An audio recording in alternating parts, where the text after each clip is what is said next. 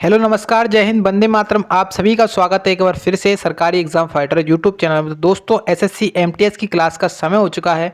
जितने भी student SSC MTS के लिए तैयारी कर रहे हैं, तो सभी के लिए क्लास बहुत ही ज़्यादा महत्वपूर्ण है।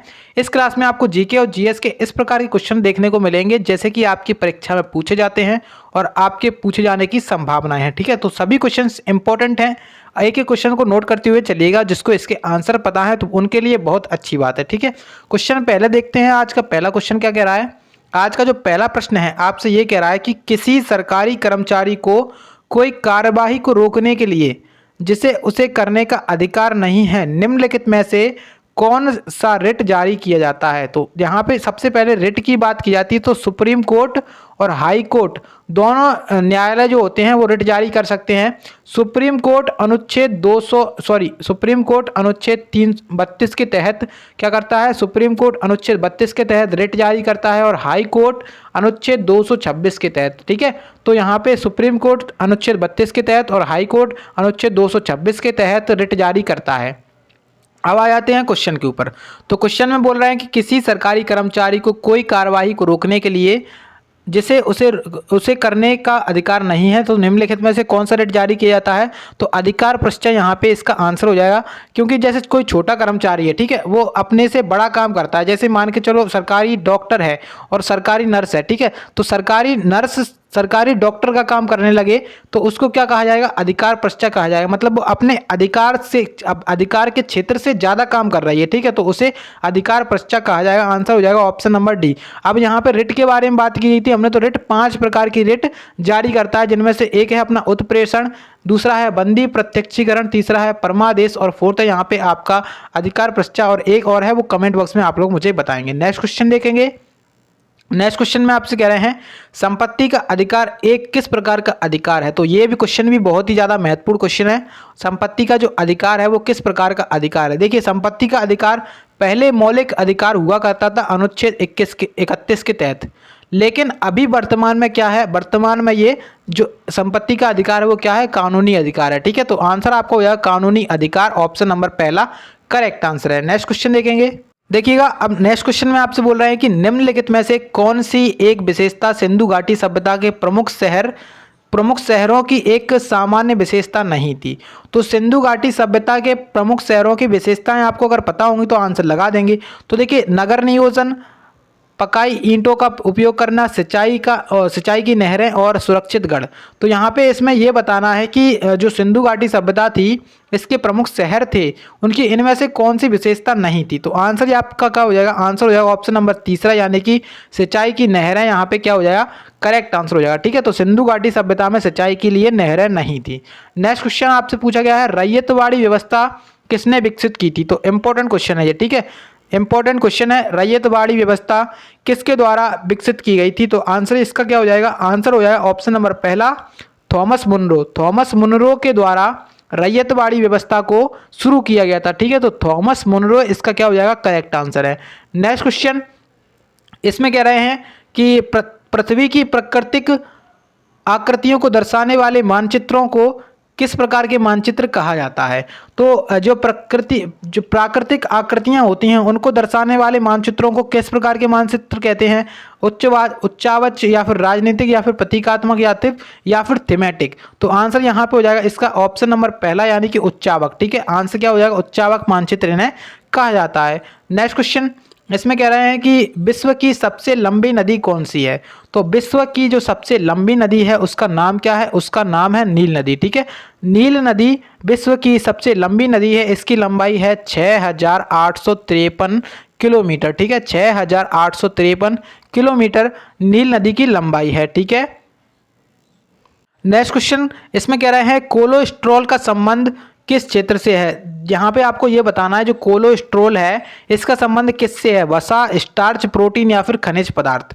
तो कोलेस्ट्रॉल का संबंध किससे है, तो आपका आंसर हो जाएगा वसा से। ठीक है, आंसर क्या हो जाएगा, वसा से इसका संबंध है। कोलेस्ट्रॉल होता है ना, कोलेस्ट्रॉल, इसका संबंध किससे है, वसा से है। नेक्स्ट क्वेश्चन देखेंगे। इसमें कह रहे हैं कि किसी तार में विद्युत धारा प्रवाहित होने से उत्पन्न ऊष्मा का परिणाम उस पर किस पर निर्भर करता है, निर्भर नहीं करता है। तो देखिए, कोई अगर तार है उसमें विद्युत धारा प्रवाहित करने से उत्पन्न ऊष्मा का परिणाम निम्नलिखित में से किस पर निर्भर नहीं करेगा? तो आंसर हो जाएगा इनमें से कोई नहीं, यानी कि इन सभी पर निर्भर करेगा, यानी कि पदार्थ, उसकी मोटाई, उसकी लंबाई पर, तीनों पर निर्भर करेगा। तो निर्भर नहीं करता है, तो यहाँ पे आपका आंसर क्या हो जाएगा? इनमें से कोई नहीं। नेक्स्ट क्वेश्चन, इसमें कह रहे हैं कि किसी आंख, नाक तथा गले की निरीक्षण करने के लिए डॉक्टर द्वारा कौन से दर्पण का प्रयोग किया जाता है? तो कोई डॉक्टर है, आपकी अगर आंख चेक कर रहा है, कान चेक कर रहा है, या फिर नाक या फिर गले का निरीक्षण कर रहा है, उसको चेक कर रहा है, तो उसको कौन सा दर्पण उपयोग में लेना पड़ेगा? तो जो अवतल दर्पण होता है इसको उपयोग में लेना पड़ेगा। ठीक है, तो आंसर आपका हो जाएगा अवतल दर्पण। ठीक है, देखिए अगला क्वेश्चन में आपसे बोला गया कि प्रधानमंत्री सुरक्षा बीमा योजना की वार्षिक प्रीमियम कितने रुपए है? तो देखिए जो प्रधानमंत्री सुरक्षा बीमा योजना है इसकी वार्षिक प्रीमियम कितने रुपए है? तो आंसर क्या हो जाएगा यहाँ पे? आंसर हो जाएगा आपका कितना? ऑप्शन नंबर पहला यानी कि 12। ठीक है, 12 यहाँ पे क्या हो जाएगा? इसका करेक्ट आंसर है। देखिए प्रधानमंत्री सुरक्षा बीमा योजना सरकार द्वारा समर्थित दुर्घटना बीमा योजना है। इसमें क्या होता है? करों के बिना इसकी प्रीमियम राशि 12 रुपये प्रति वर्ष है। इसे वस्तु और सेवा कर यानी कि जीएसटी से छूट दी गई है। यह बीमा योजना बैंक खातों के साथ 18 से 70 वर्ष की आयु के व्यक्तियों के लिए उपलब्ध है। ठीक है, तो आंसर यहाँ पे क्या हो जाएगा? ऑप्शन नंबर पहला। नेक्स्ट क्वेश्चन देखेंगे। नेक्स्ट में आपसे कह रहे हैं पहले सुरक्षा एलिवेटर का आविष्कार किसके द्वारा किया गया था? पहले सुरक्षा एलिवेटर का आविष्कार किसके द्वारा किया गया था? तो देखिए जो सुरक्षा एलिवेटर है इसका आविष्कार किसने किया था? इसका आविष्कार किसने किया था? तो एलिसा ओटिस के द्वारा इसका आविष्कार किया गया था। इंपॉर्टेंट है ये क्वेश्चन। ठीक है, इंपॉर्टेंट क्वेश्चन है। नेक्स्ट क्वेश्चन देखते हैं। नेक्स्ट क्वेश्चन कह रहे हैं डायनेमो का आविष्कार किस वैज्ञानिक ने किया था? तो डायनेमो का आविष्कार किसने किया था? ये तो आप सभी लोग जानते हैं, बचपन से पढ़ते हुए आ रहे हैं कि जो डायनेमो है इसका आविष्कार किसने किया था? माइकल फेराडे के द्वारा इसका आविष्कार किया गया था। ऑप्शन तीसरा करेक्ट आंसर है। नेक्स्ट क्वेश्चन कह रहा है आपसे अर्जुन पुरस्कार, क्या कह रहा है? अर्जुन पुरस्कार निम्नलिखित में से किसके लिए दिया जाता है? तो अर्जुन पुरस्कार किसके लिए दिया जाता है? तो यहाँ पे पहला ऑप्शन है आपातकाल में असाधारण सेवा, सेकेंड है झुग्गी निवासियों के लिए असाधारण सेवा, थर्ड ऑप्शन है खेल में उत्कृष्ट प्रदर्शन, और फोर्थ ऑप्शन है युद्ध के मैदान में बहादुरी। तो अर्जुन पुरस्कार कब दिया जाता है? खेल के मैदान में जब आप लोग बहुत अच्छा प्रदर्शन करते हैं तो यहाँ पे कौन सा पुरस्कार दिया जाता है? तब दिया जाता है आपको अर्जुन पुरस्कार। ठीक है, आंसर आपका हो जाएगा आपका ऑप्शन नंबर तीसरा करेक्ट आंसर है। इसकी शुरुआत कब की गई थी? तो इसकी शुरुआत की गई थी सन 1961 में, यानी कि 1961 में इसकी शुरुआत की गई थी। नेक्स्ट क्वेश्चन देखेंगे। इस क्वेश्चन में आपसे कह रहे हैं कि निम्नलिखित पुस्तकों में से कौन सी पुस्तक विक्रम सेठ के द्वारा लिखी गई है? तो देखिए एक बार फिर से अच्छा क्वेश्चन आया है। विक्रम सेठ के लिए इंपॉर्टेंट पुस्तक मतलब पुस्तक और उसके लेखक तो यहाँ पे आपको याद होने ही चाहिए। अगर एग्जाम में पूछ लिया जाए तो आप लोग बता तो देंगे। तो विक्रम सेठ के द्वारा इनमें से कौन सी पुस्तक लिखी गई है? तो जो ए सूटेबल बॉय होता है, मतलब ए सूटेबल बॉय, ये बुक है किसने लिखी है? ये पुस्तक किसने लिखी है?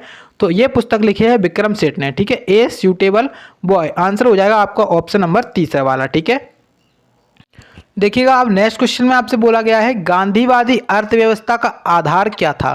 तो जो गांधीवादी अर्थव्यवस्था है इसका आधार क्या था? पहला ऑप्शन है मशीन आधारित विकास, सेकंड ऑप्शन है खादी एवं कुटीर उद्योग आधारित विकास, थर्ड ऑप्शन है विदेशी सहायता आधारित विकास, और फोर्थ ऑप्शन है इनमें से कोई नहीं। तो देखिए जो गांधीवादी अर्थव्यवस्था थी इसका आधार क्या था? इसका आधार था खादी एवं कुटीर उद्योग पर आधारित विकास। ठीक है, तो इसका आंसर हो जाएगा ऑप्शन नंबर बी वाला।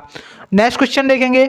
इसमें कह रहे हैं कि संविधान बनाते समय निम्नलिखित में से कौन सा आदर्श प्रस्तावना में शामिल नहीं किया गया था?